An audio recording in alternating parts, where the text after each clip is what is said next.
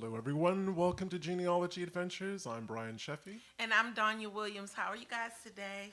Hopefully, you guys are having a blessed Sunday, enjoying the good weather if you're having good weather where you are. Yeah, it's not that bad outside, No, it's a little bit muggy, a little bit. but yeah, you get Could hot. be worse. You said it could be worse. We're back in the studio again, and we kind of heard some feedback about another location in the studio. So we've been moved. So no more flashing lights. So hopefully that's going to be good. Yes, and guys, look at these gold and silver records. Like, I'm telling you, when you get the opportunity to come to Listen Vision to just view the House of Hip Hop, you need to come and view it. It's actually very awesome. Afiba, aren't you guys moving to another Location. Yeah, so I'm not sure exactly when they're doing that, but they are. All right. So once they get that information, we will definitely let you guys know. But this is an awesome, everything about it is awesome. So I'm a hip hop head. So we're going to switch things up today, and today Donnie's going to introduce our wonderful guest. Yes, so today we will be talking with Adrienne Fikes. Adrienne is the Soul Power Coach, a 7th generation Virginian and creator of the Joy Genealogy Justice Community Building Framework. Adrienne is a speaker, author, organizational development consultant, and co-founder of Racial Justice Alexandria. Her 16greats.com challenge is to speak your 16 great-great-grandparents' names. So welcome, Adrienne. How are you today? I'm doing great. Thanks for having me. Oh, we're so happy to have you on the show. And I just wanted to say I caught your YouTube video. It was a TED Talk on this very subject, and it was a really entertaining video. First of all, Oh, I'm so glad. Thank you. first of all, I am so feeling to speak your great-great-grandparents' names. I'm in it to win it. So I absolutely love that. Well, the part that made me laugh is right in the beginning. Adrienne's like, yeah, y'all have 16 great-grandparents. I don't know how many of you actually knew that. Teach them, Adrienne. So teach us, show us. So if you'd like to talk a little bit more about the kind of advocacy work that you're doing, and I guess it falls under the term mentoring, Right. The mentoring work that you do, because we both find that really fascinating. Yes. Wonderful. So there are a whole bunch of things that I'm doing, and when you're on team doing too much, and it all just kind of converges into a thing. So I made a framework to justify while I'm all over the place, because there's really a wonderful connection between it all. I am a professional coach by trade, and a credentialed coach, and I am in the business of helping people understand who they are, to be making purposeful decisions, and to really stand up in a way that they are showing up in their life where they are decisive, they have clarity, and they are allowing their unspeakable joy to flow. And what I also noticed was, oftentimes people talk about living your best life. Well, you can't really be living your best life if you are oppressing other people, if you are harming other people. And so I have gotten into the coaching, has started encouraging people to do genealogy through my own exploration of my family. And I also work with a civic advocacy program here within the city of Alexandria that teaches parents to influence and shape public policies to make their children's lives better. Well, actually, that makes a lot of sense, because in order to really appreciate what you've inherited from your family history and from the past, you have to have a really good grounding and understanding of who you are right now. Is that one way of looking at it? Absolutely. And that is where the Joy Genealogy and Justice Framework comes in. It starts with understanding who you are. Ella Baker is one of my heroes. And what she said was, strong people don't need strong leaders. And so, you also have heard the thing about, being the weakest link in the chain. And so from an organizational development perspective, I start with the individual. And then we look at who you are in your relation to other people, so personal growth, and then family history, who you are, who you come from, who your ancestors were, civic engagement. It's interesting, particularly for Black Americans, if you tell the story of your family somewhere in there is an arc where it says, and then this public policy happened, or then this harm happened, and it stopped them, or it killed them, or it slowed them down, or they overcame it, and now they're successful, or it was a tragic end. So the piece of civic engagement, what are the public policies that are either lifting your family or oppressing them? And then what are you doing about it? How are we looking at the harm of the past and its evolution into where we are today? And so that's my focus on racial justice. And then legacy building. So now that I know all of this stuff about my family, how am I sharing this with the descendants of future generations so that they don't have to continue repeating the same patterns. They don't have to continue fighting the same fight. Which is such a smooth, it's the most smooth segue into the topic of the show. Right. You would have thought we actually rehearsed that segue. But we didn't. So actually today's show is about reframing the narrative in terms of researching enslavers. Right. And Adrienne, what's the journey been like for you in terms of researching your enslaved ancestors? So it's, and I always talk about the range of emotions. Yeah, I fell into this. I have, after the 2016 presidential election, I actually saw a tweet that mentioned something about the area where I learned about my family, where I knew my family was from. Mm-hmm. And where was that? I'm sorry? And where was that? So it was a tweet about a road somewhere, I think it was around Henderson, North Carolina, where there were, the tweet said that there were Klan supporters walking across the bridge celebrating the presidential election. Mm-hmm. A reporter had debunked that. They said they weren't Klan supporters, they were Trump supporters. And I said, oh, okay. But in his article, he mentioned Chatham County, North Carolina, and an incident between the North Carolina State Militia and the Ku Klux Klan. And I had just recently found out that my great-grandfather had come from Chatham County, North Carolina. And that's pretty much all she wrote. I fell down the rabbit hole. I found some cemeteries. I found some names. I found some documents. And I have been obsessed with my family history ever since. Mm-hmm. Falling down that rabbit hole is something else, because I know yes. everybody has had their own way of falling down that rabbit hole. I was always afraid of ghosts and bumps in the night and all that other stuff. So my way of falling down that rabbit hole was actually through the living. And it was me just like really getting into who my family were. And then once I found out, the number of how large my family was, I was like, okay, well, I've done the living, let me do the dead. And that's how I fell down that rabbit hole. And I fight to get out sometimes. Stop fighting it. Yeah. Stop fighting it. You gotta just float. It sucks. You just don't know. So sorry, I did jump in there. You were telling us about what the journey in terms of researching your enslaved ancestors were like. And we're going to probably cycle back to Chatham and to Henderson. Oh, yeah, we are. Because we have connections to both of those places. But this is about you. Fantastic. This is about you and your journey. Hey, cousin. Actually, Chatham, what was interesting is, I participated in a family reunion of my great-grandfather, his 4 brothers, and their descendants. And so I knew our going forward, who we were and, where we came from, but nobody could tell us who their parents were. And so in falling down that rabbit hole and asking questions, it takes one question to get tripped up and fall down that rabbit hole.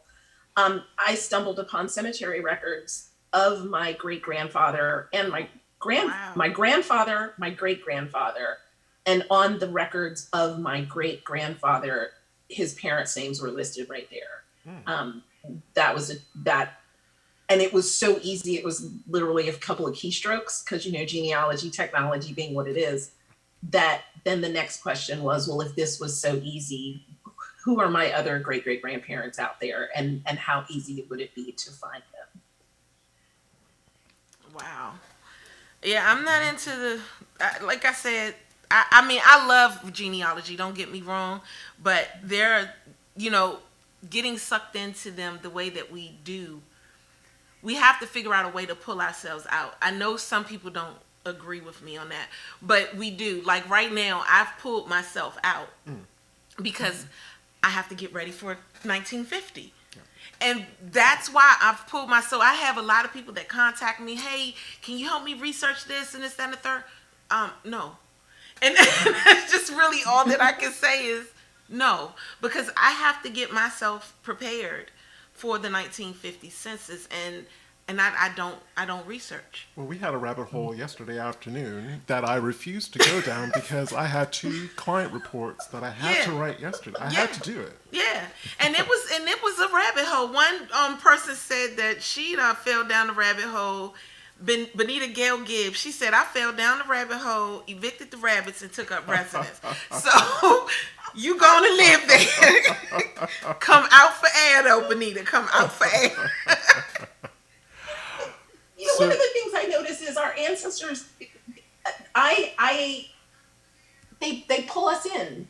Yes, they do. They call us back. Yes, and they so do. I've become comfortable with the ebb and flow of it. You know, when I found an 1841 estate record with my great-great-grandfather listed as a 14-year-old slave and, you know, valued at $383, you know, that I had to step away. I didn't know how to process that. I didn't want to believe it. These things, and this is the reason why I want to reframe the narrative, because we really have to think about the microaggressions, the harm, the pain, the fear that comes with doing ancestry when you are a descendant of Black Americans. So mine's going to be a 2-part question. It's kind of a follow-on. So in order to reframe the narrative, and we're going to talk a lot more about what that entails and how you see that, what kind of narrative do you think is out there already that needs to be replaced? Or actually not replaced, reworked and refinessed. Reworked and refinessed. You know, that's a great way to put it, because I think there's a lot of wonderful work happening between researchers, people who are researching and finding out that they descend from enslavers, and people who are finding out that they descend from people who were enslaved. And then there is a whole other evolution of people who descend from people who did harm, who perpetuated racial justice since then. And oftentimes the narrative is around making it a safe space, making people comfortable with the conversation, not upsetting white people, not allowing Black people to be angry, you know, deal with your emotions before you come in here. And I think that is well-meaning, but I think it also perpetuates the harm that we can experience. They're like booby traps. You just never know when it's going to pop up if you're doing this research. And I would love to see the community begin to be more intentional about the way that we're centering the people who descend from this harm, from this oppression, from this injustice. See, now that's what I should have said in the last presentation that I gave this week. To cut a very long story short, I was giving a presentation about how to research basically African-American ancestry from slave ship to living descendants. And at the end of that 90-minute presentation and conversation, a white gentleman asked me about an enslaver's 2 wives and had I noticed a strange coincidence involving both of his wives. And my reply was, and I think this is almost word for word, it's like, I don't mean this to sound nasty against the enslavers, but I don't care because I'm researching the enslaved people.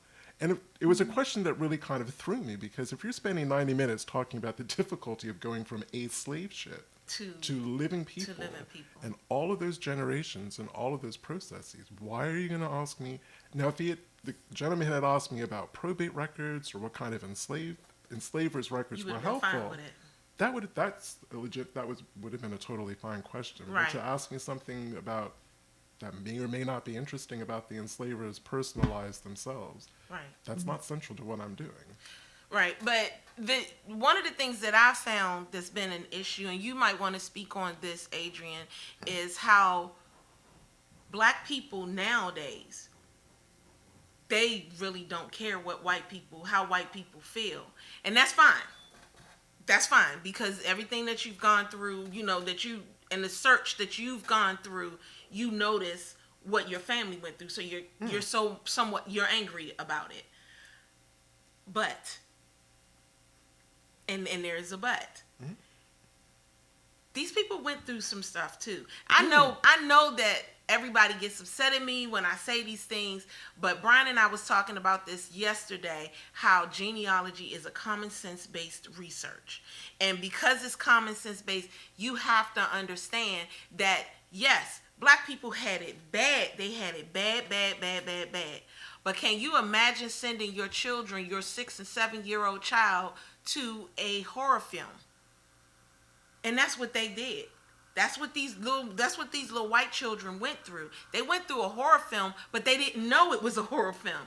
So just like we have certain things going on with us, we have the epigenetics with us, and we, the bounce back because a police officer done pulled us over or something like that. They have those same things. It's just in a different manner. We can't sit here and look at stuff and think that it's only happening to us when it actually happens to everyone. Does that make sense? Yeah, I hear what you're saying, and here's where I would challenge this. So I don't think that it's about black people being angry or even hating white people. But what I think that it's about is the way the structural white supremacy works in this country. So we are literally conditioned to care about white people, make them comfortable, make them happy, make them feel safe, take care of them. And this is in every aspect of our lives. And so it's not unusual in a genealogy conversation that, Brian would give a 90-minute talk about the enslaved people, and the first question is, yeah, well, what about the white guy's wife? Like, it's no different than going to a Hollywood movie. You saw Black Panther. It was a movie about an all-black kingdom, and they had to find a sympathetic white guy to insert in there so that white people could relate, because we're conditioned to relate to the sympathetic white person. We're conditioned to have sympathy for the sympathetic white person. And I'm not interested in necessarily being angry or revengeful. What I'm interested in is the truth. Right. And the truth of this is, look, the white supremacy was established in this country to protect a small segment of wealthy white people. And so the collateral damage that they have inflicted on their descendants and their families in order to protect their wealth is just that. But their wealth was built on the bones of our ancestors. It's not the same thing.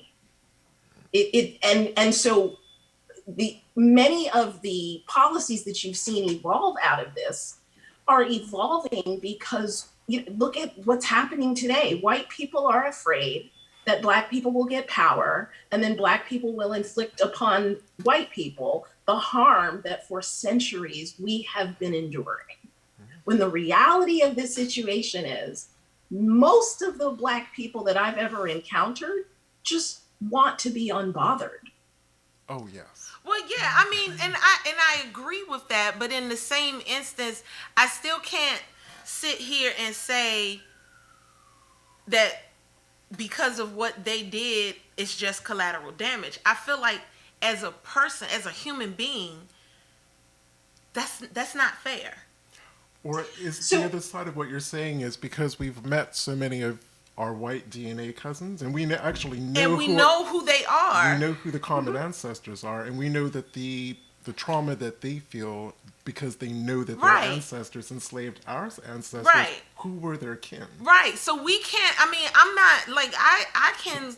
That's what you're. That's that's kind of where you're coming from. That's where I'm coming from. Like I can call some of my white family members. I can call Susan Yelton. I can call Marshall, and we will sit and we will talk, and we have this conversation that you and I are having right now. We can actually have this conversation without anger, without fuss, without me trying to sugarcoat or color or code, make sure that they're okay.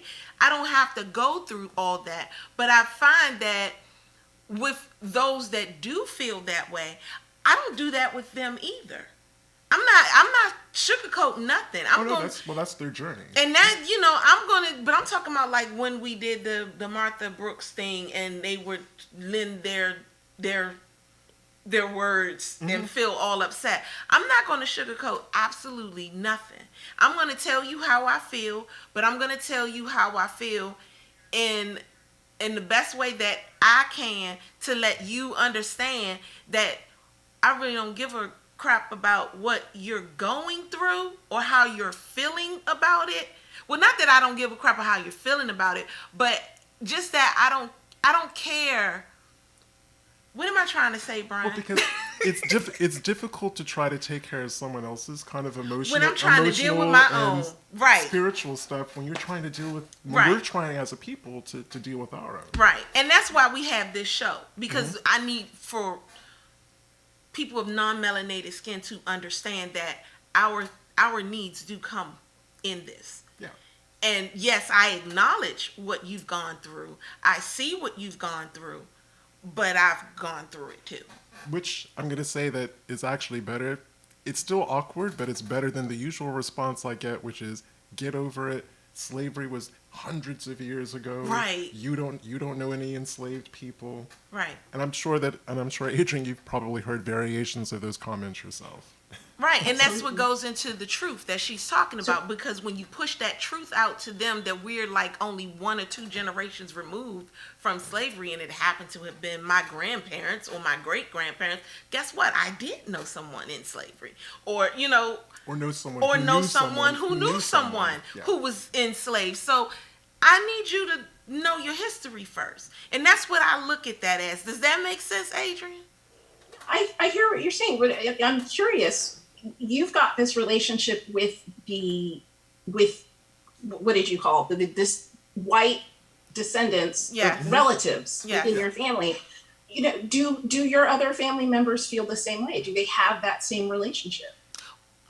Well, actually, my brother, my sister, and I met our Shefi cousins, who were the enslavers both the enslavers and kinspeople of our Shefi ancestors.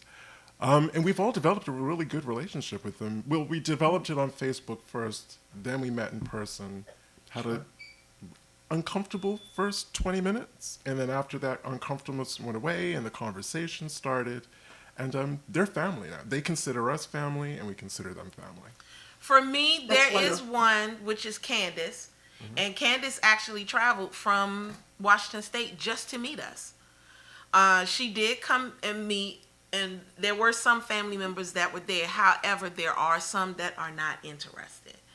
But in my opinion, and I love my family, I feel like they need to learn the history before you start passing judgment. That's just overall. It's an overall thing. You need to know just the overall history. Don't automatically assume certain things before you start passing judgment. That's how I feel about that. Now, other parts of my family, like my Patrick Henry cousins and my Thomas Jefferson cousins, mirror more of what Donnie was talking about. There's a core who are very progressive, who love it, embrace it, consider us family, and we consider them family. There are very conservative members of both families who despise the fact that we even know that we're related. Yep. They do. And they don't hold back. And they don't hold back on that. Yep. So a couple of things about that, and this is the way that I approach it. I think we need to stop talking about slavery as if it was past tense. Oh, I agree. I think the evolution of slavery is still with us in this moment today. And so to say, I didn't own slaves, or to say I feel guilty, or I'm so sorry for what my ancestors did, I'm not responsible for it, separates us from the evolution of that harm that is continuing to perpetuate itself today. And so it's a wonderful thing to think that you and some siblings, maybe some extended family, have this relationship with people that are a descendant of the people who enslaved you. But that's an interpersonal relationship. And so when you think about the joy, genealogy, and justice framework that I'm talking about, you've done the personal work, you've done the family history, you are now connecting with others that understand this, and you're engaging them, publicly. And the challenge becomes the levels of structural white supremacy need to be understood. So me doing that inner work of resolving the anger or the pain or processing my feelings, that's an internal process. Me reaching out to, and I've had conversations with people who descend from the family that enslaved my ancestors. It was a wonderful conversation, but it was just that. They had information that I, was asking about, and they were willing, I had to hope they were willing to give it to me, and they gave me what they could. But then there's institutional. So if you have a great relationship with this white person that descends from the enslavers, and both of you walk into the bank with matching credit scores and employment and income, who's going to get the better loan?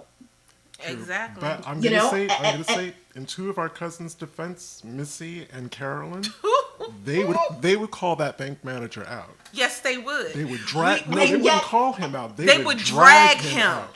They would literally drag him like it would not be pretty. And we need more people willing to do that, to drag, so to speak. Yes. But the challenge becomes, if your cousin is needed to be with you at the bank for you to get that loan, then there's a problem. That's right. Yeah. There's a problem. And I agree with you on that one. And I don't want anybody to think that I do not have the empathy for what our families went through. I did. But I think I do. Not I did. I do. But I think I ruined myself. And I said that's in the book. I really think I ruined myself because when I first started researching, like I said, when I fell down that rabbit hole, I fell on the rabbit hole for the living, not for those who had passed on. And then I went to the ones that passed on. So before I even started going to the ones that passed on, I began to tell myself, Danya, you're going to find rape. You're going to find incest. You're going to find an enslaved member. I told myself everything that I was going to find so that I could definitely prepare myself for it. And I really think I may have over-prepared myself. I don't think it's bad that I might have over-prepared myself because I'm able to talk to people the way that I do. Yeah. And I don't have the cut cards with it. Because I'm going to tell you how I feel, like without any hesitation. I'm going to tell you, and you're going to speak my great-great-grandmother's name. I say that all the time. Her name is Martha Brooks. Learn it, know it, love it. That's her name. And, all of them, Martha, Katie, all of them, all those ladies that took me, that literally live inside of me today. But in the same instance, I am not going to just act like they didn't exist and what they went through, and no more so than I'm not going to act like that what those little kids, because when I think of the lynchings and you see those pictures of those children standing right there in front of those lynchings, that breaks my heart. It just does. It breaks my heart. And it breaks my heart that those men and women were lynched. And that they were used as target practice. And that the whole thing, I have an overall empathy for everything. It's not just one particular, I can't pick and choose. I'm unable to do that. And I don't know, people might be mad at me because of it, but I really think that it's the reason why I've gotten as far as I've gotten with my research and able to talk to people the way that I do. Like, if you can't take it, then don't talk to me. Because I'm going to give you the straight up. But, yeah, that's where I am. So I would just, my perspective is a bit different in that there's not an either or choice. It's not about I either have to, deal with you is it's about recognizing the humanity of people. And it's also about challenging the way structurally we are still attacking the dignity and humanity of Black people. And so no matter how wonderful they may be, you know, your white cousins may be, no matter how down they are to run a bank manager, you know, come roll up and see about him. The reality of this situation is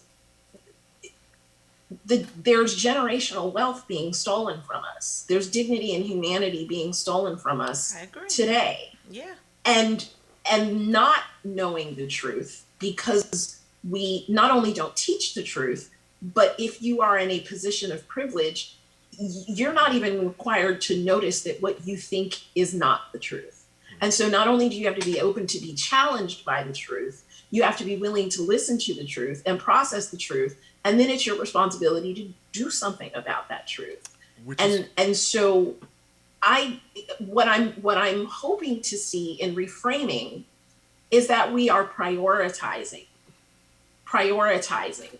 the dignity and humanity of Black lives, because the inhumanity that you are talking about, what would it take for me to take a toddler on a picnic and roast an individual human being?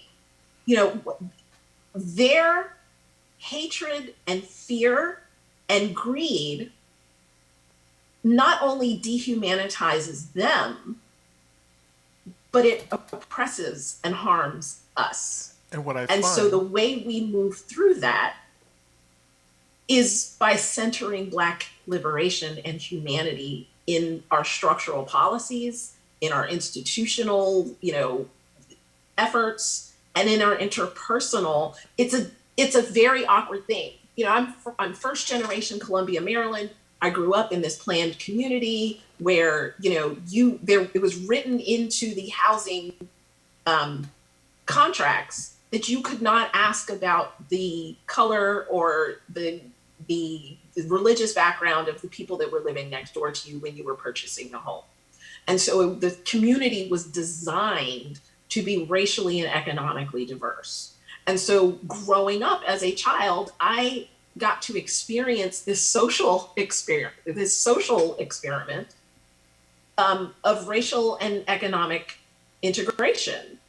And so it's not unusual for me to say, you know, we thought I was courageous in the 70s to be like, oh, I have, you know, some of my very best friends are Black people. Oh, I have white friends. That's not courageous. That's not even really the beginning of the conversation.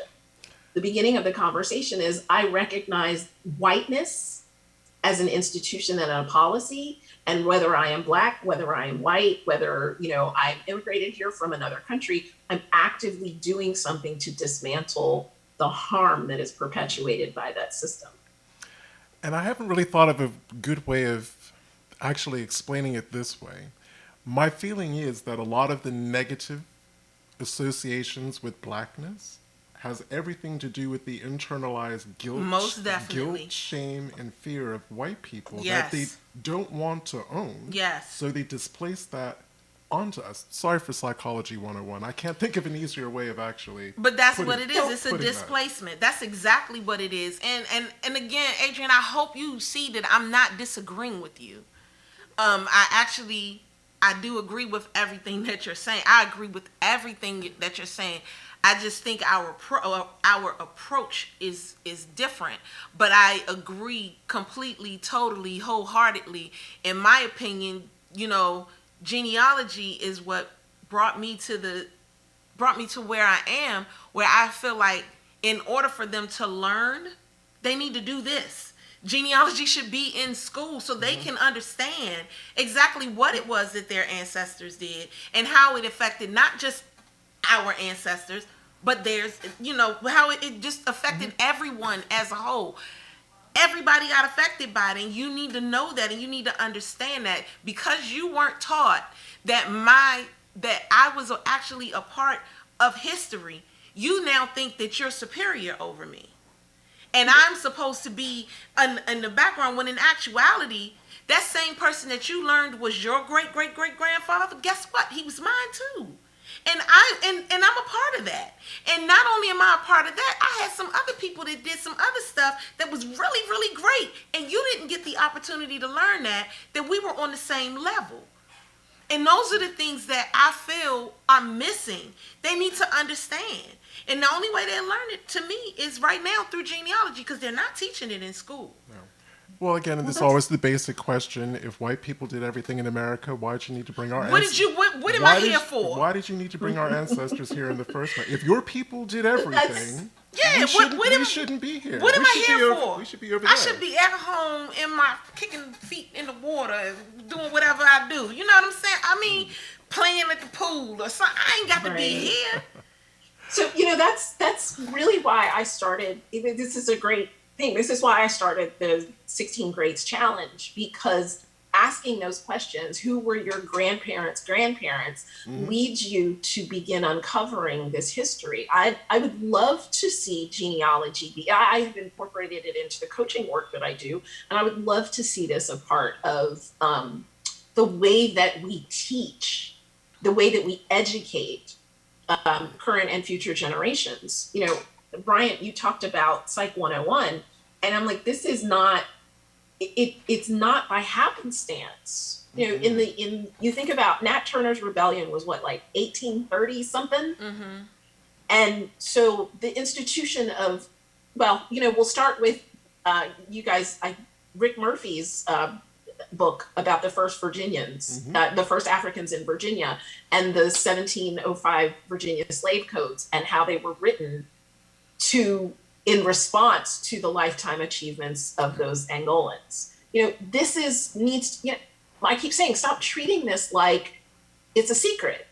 Put it out in the open, tell people, I'm telling everybody to read that book. Like, you need to understand that this is what's happened. I live in Virginia, and so our General Assembly is the evolution of the body that created those Virginia slave codes. And so when Nat Turner rebelled and all of a sudden we couldn't keep Black people on the plantation and this institution began crumbling, our country began to criminalize Blackness. And so we were useful and we were property, and then we became dangerous. Because if they couldn't enslave us, they didn't need us anymore if they couldn't oppress us. And so there was a psychologist in the mid-1800s that proposed that Black people who wanted to be freed from chattel slavery had a mental illness. And so there's this you see this it's like a campaign against Blackness. And what I've discovered is there was a Black asylum that started in 1865. Just before the end of the Civil War in Richmond, there was a Black insane asylum. And that place is now Central State Hospital. They moved it down to Petersburg. But if you go to their website and you look at the history behind Central State Hospital, what it says is the population growth started exploding after emancipation. And you have to question, well, did Black people suddenly get free and go crazy? Or was it that the sheriff's office could call you crazy if you got into a dispute with a white man over, the price of your crops, and they could institutionalize you? Was it that I ended up finding an ancestor who died at this hospital. And so now we're uncovering what happened to him. Why was he there? And it wasn't just you had a stroke and all of a sudden, your family can't take care of you. Right. It's you survived the Great Depression trying to feed your family in a city like Norfolk, Virginia, that was incredibly racist. And the deaths and the problems and the poverty, there are so many of our ancestors that were broken by this institution. Yes. And so looking at the harm that is continuing to be perpetuated is not about hating white people. And it's not about us it's about us getting to a place where we're comfortable with the truth of the matter that this harm was intentionally designed, and that as much as we've designed racism to be systemic, we can design Black liberation. And as much as people are afraid of, the movement for Black lives and their policy platform about how we create Black liberation structurally, this is the cure for the guilty white person who's crying because they know they enslaved, their ancestors enslaved people. This is the cure for the person who thinks it's okay to teach their child to hate other people. So I'm going to follow that up with my frustration usually gets expressed as anger, but it really is frustration that not only do we not have a common framework to have this conversation or to discuss slavery or enslavement or being a descendant of either party, either enslaved or the enslaver, it's the attempt to erase or to just make it impossible to have that conversation. And I'm talking about in real time the misinformation about Black Lives Matter and BLM. Yeah. The gaslighting about who was responsible for the 6th of January when the Capitol was overrun by terrorists, and that's what I'm going to call them.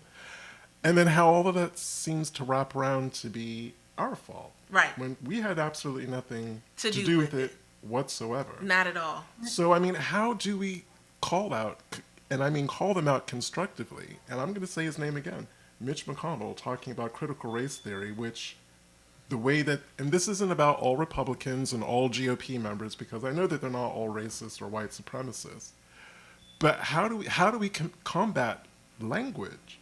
How do we combat, to actually tell people what critical race theory really is and how what we're talking about right now is not It's CRT. not CRT. Because I know that if any Republican of that ilk were to be watching this episode, there they go with that CRT all over again. They would. And this isn't CRT, and it's not BLM. But this is history. This is history, and they're trying. In my opinion, this is their way of stopping to learn about history, because BLM, Black and white genealogists who support this kind of research and everything, they're all saying, this is not CRT. They're all telling them this is not that. And you need to have this conversation. And they won't have it. Because that's the only way that this country will actually ever heal. Right. Is having the conversation that it has postponed since 1622. Hey, now. But you know what? It's this, and again, it gets back to the framework. Asking the questions, can you name your great grandparents? Because the whiter and the wealthier you are, the more likely you already know this information. And so getting a larger segment of this community to begin asking these questions. Who do you come from? And what was their story?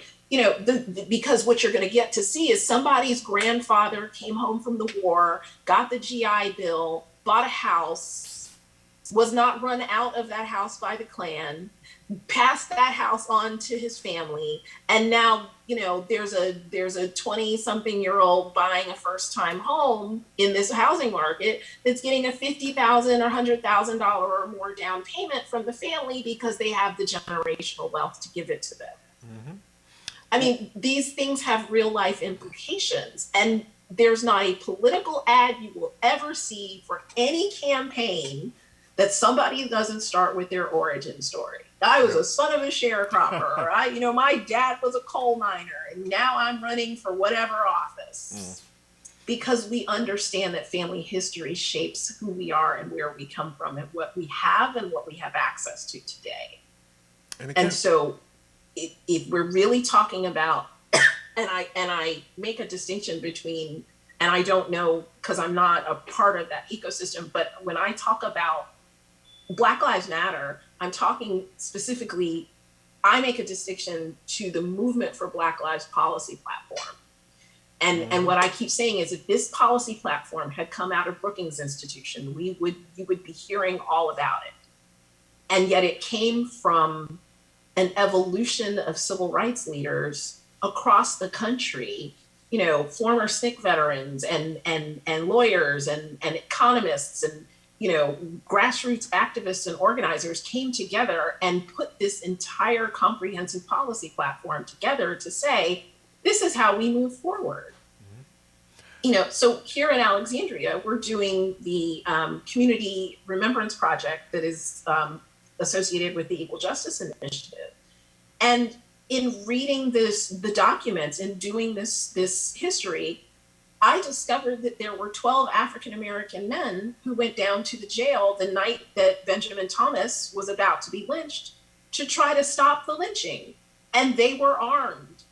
And they said, justice is going, we're going to do this peacefully. We're going to.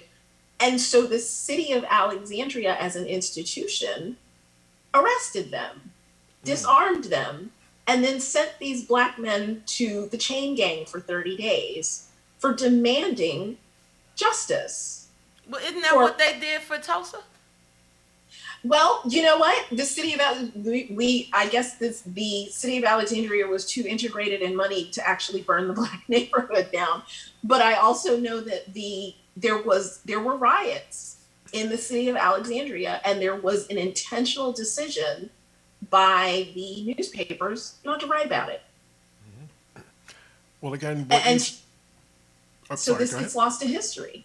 And again, what you said just reminded me, this really is going on today. Again, Black farmers got left out of the previous administration's farming saving package for COVID.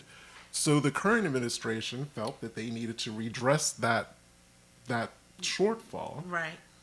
What did those GOP, the ones you can always count on, screaming? Reverse racism. Yeah. Why do Black people get special? Well, we get special treatment because you don't do what you're supposed to do the first time around. Yeah. If the Trump administration had done what they were supposed to have done fairly for everyone, and that's why we wouldn't even need to have had that conversation. Exactly, and that's why it's considered special treatment. When in actuality, it's not special treatment. You just left us out. So because you left us out, now we got to go this route, and now it looks like it's special treatment. Yeah. I'm gonna start cussing. So okay. You know what? For the past year, every Saturday afternoon, I've been tuning into YouTube to watch Professor Greg Carr from Howard University. He's Africana Studies and a law professor at Howard. Talk to Karen Hunter about Black history, American history, the truth, exactly what we're talking about. And, Dr. Carr has been they call it in class with Carr. And he's been teaching us every Saturday. I think they did the 70th episode this past week. But one of the things that I took away from this is there was a man named Neely Fuller Jr. who said, until you understand white supremacy, what it is, how it works, and what it does, everything else you think you understand will just confuse you. So when we talk about environmental justice, it doesn't make sense. Don't you want to save the polar bears? And they're like, not if that means the Black people get something. Don't you want to make it, why aren't you doing this for the housing market? Because we want to make sure that the Black people don't benefit from this. Every decision that, and the comparison between what happened on January 6th and what happened when the peaceful protesters showed up, about a month before, it's an unfair comparison, because if you understand the way structural white supremacy works in this country, nothing that happens surprised you. Nothing. And that strikes me as a mental illness. If you're willing to shoot your own self in the foot so Black people don't get squat, that's a problem. That's a mental illness. Well, and the challenge with considering it a mental illness, again, opens the door for sympathy and excuses. Sympathy, yeah. So, the Diagnostic and Statistical Manual of Mental Disorders is what defines what a mental illness is.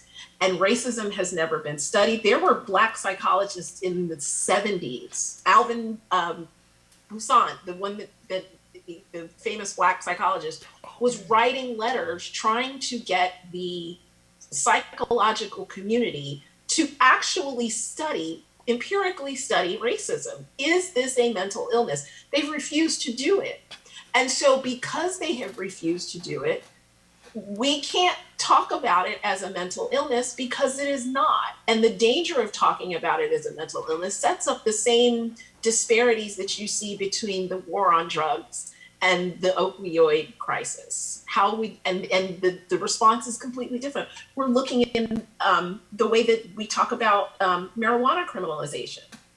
You know, Virginia just decriminalized marijuana, asterisks here and there, and the Black people, you know, I'm Generation X. I remember when Black people understood that if you were driving on 95 in the 80s and the 90s, you were gonna get stopped. You were gonna get stopped. You were going to get stopped. And there are still Black people that are in jail right now from those because stops. on marijuana charges. On marijuana charges from those stops. You're absolutely right.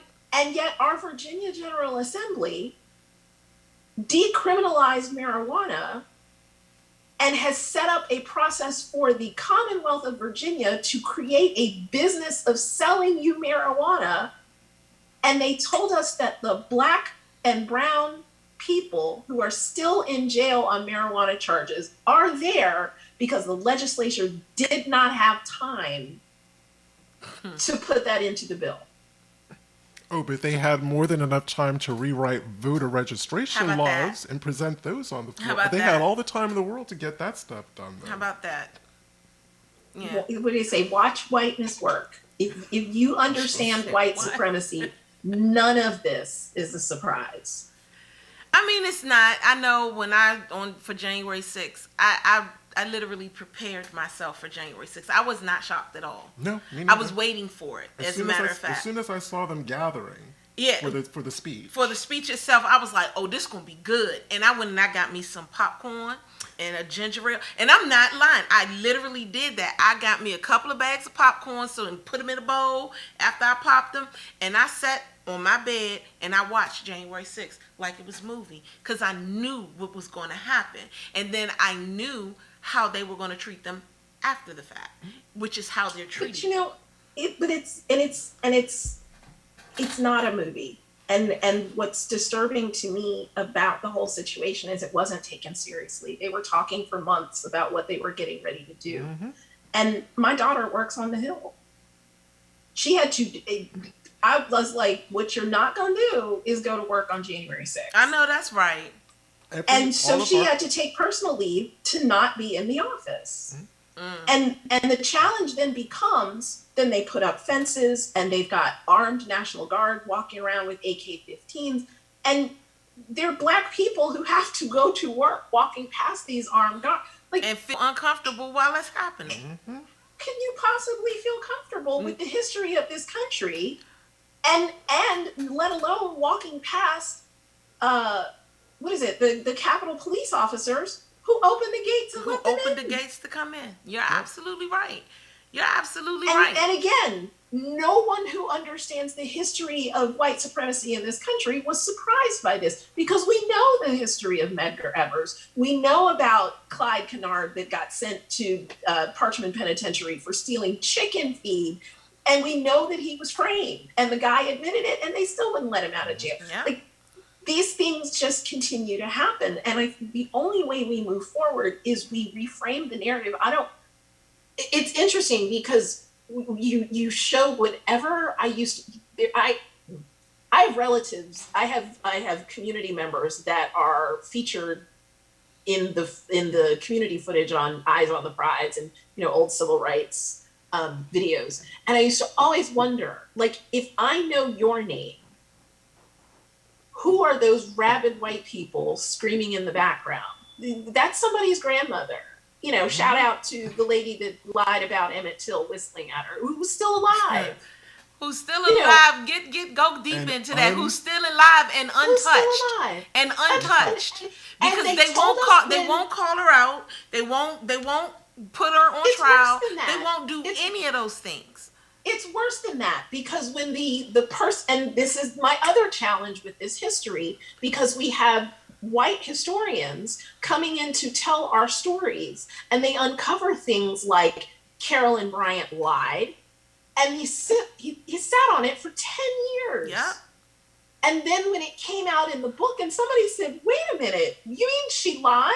And she admitted she lied and you knew this for 10 years? Yep. And then they said, well, she's too old for us to really do anything about that. Exactly. Oh, but Bill Cosby wasn't. And I'm not defending him. I'm It's not no defending defense. him. That's I'm right. saying he's not old enough to be put in jail, but she is. Right. Yes. And so that's what you're saying. And I so get that. I get that. It's just ridiculous. And that's where when you talk about feeling sympathy and seeing their humanity, I understand what it would be to be an 80, 90-year-old white woman who is now facing possible criminal charges and jail time. I'd be terrified. But I also understand Emmett Till was terrified too. And so because the way we are conditioned to comfort white people, when we allow that conversation to be prioritized around their humanity and their feelings around this, what gets pushed out of the center is the justice that needs to happen. Because her words led to a horrific death. Yeah. And I'm sure that was not a quick death. No. By any stretch. He went through it. He went through it. Emmett Till was my father's age. But the thing that bothers me, as far as Emmett Till is concerned, is when the what they call her, Peggy, the Bodega Kathy, or whatever her name was. Oh, but the one Bodega Betty. Mm-hmm. Yeah, the fact that you have to be more specific is something else. Look, which one are you talking about? Okay, so I'm getting ready to tell you which one I'm talking about. I'm talking about the one who said that baby touched her butt. It's the one in New York. In New York. She was in a bodega. I think the kid was 13 or 14. He wasn't that old. Oh, he wasn't even that old. He wasn't. He was not a teenager yet. But his backpack. But his backpack rubbed against her butt. Backside. Yep. And she went off. And she was like, he did this and he did. It was literally Emmett Till all over again. Mm-hmm. It was, and I'm looking at this like, oh my God, if they touch that baby, I'm gonna have to go on and go into ninja mode. Or the woman in Central Park who phoned the police in hysteria on lying on the phone just because a black man's like, he's coming for me. You need to put your dog on a lead. That's all he said. And then it's just, you need to help me. He's coming for me. He's attacking me. You're lying. You're literally. And that's kind of what that's what Adrienne's saying. White people know they can do that. Now, there are those who would never. But it's kind of it's kind of out there. And I realized I was reading looking for some storybooks to give my brand new youngest nephew. So I'm looking at all the classic children's tales like Goldilocks and the Three Bears. And I'm like, well, that's white privilege right there. This chick feels she can go into these bears' houses, eat their food, sleep on their bed. And then it's like, wait a minute, you got a problem that I'm in your house.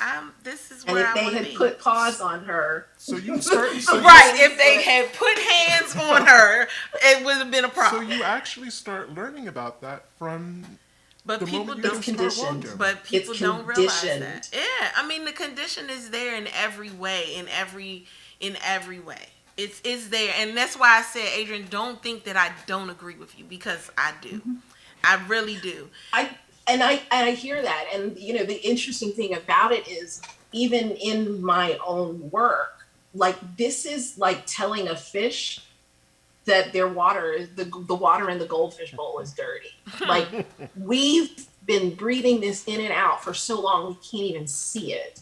And so what I want to do is for us to continue challenging the way that we process things. Mm-hmm. When we were growing up, we were taught about slaves, not being enslaved. Mm-hmm. And us, being enslaved, and there are people that argue we shouldn't be worried about semantics. And I said, it matters. Because the responsibility then becomes, switches. That's the right. slave needs to overcome their condition versus the enslaved need to look at what is the dynamic within your life. Yeah. That this type of horrific treatment is justified. Yeah. Well, we are at a close. Thank you. This hour has flown by. I didn't even get a chance to ask some of the other core questions. Because we just went into everything. So, but Adrienne, you're awesome. Thank you so Thank much. you. Thank you so much for the work that you do, Yes. and for the enthusiasm that you brought to the show. Yeah. And do you have a website to be a part of whatever it is you do? Yeah, I would send everybody to 16greats.com. That's 16greats.com to see the TED Talk and to look at. I also had an interview with the National Museum of African American History and Culture, and my framework is there, and there's some other information there. And if you were interested in, one of the things that I do with coaching is to help people process this. And so whether you are dealing with the guilt or, the horror of it, there's some information there about connecting with me if you were interested in having a coaching conversation. That's Excellent. awesome. Thank you so much for sharing that. Next week Thank is you. our second book club. So we're going to be talking about the Fanny Kemble book about life on a Georgia plantation. Remember, she was an English actress who married Pierce Meese Butler in Georgia. So I'm not going to spoil the book if you haven't read it yet, but please do. It's next week. We'll be here Sunday, 4 p.m. Eastern Standard Time, and the book is available to download for free on the Genealogy Adventures website. Just go to our reading room. You'll see Fanny Kemble, Life on a Georgia Plantation. It'll take you to the PDF download. And bring your questions, bring your thoughts, and bring your comments. And bring your tea, because I'm going to have some tea that day. And bring your tea.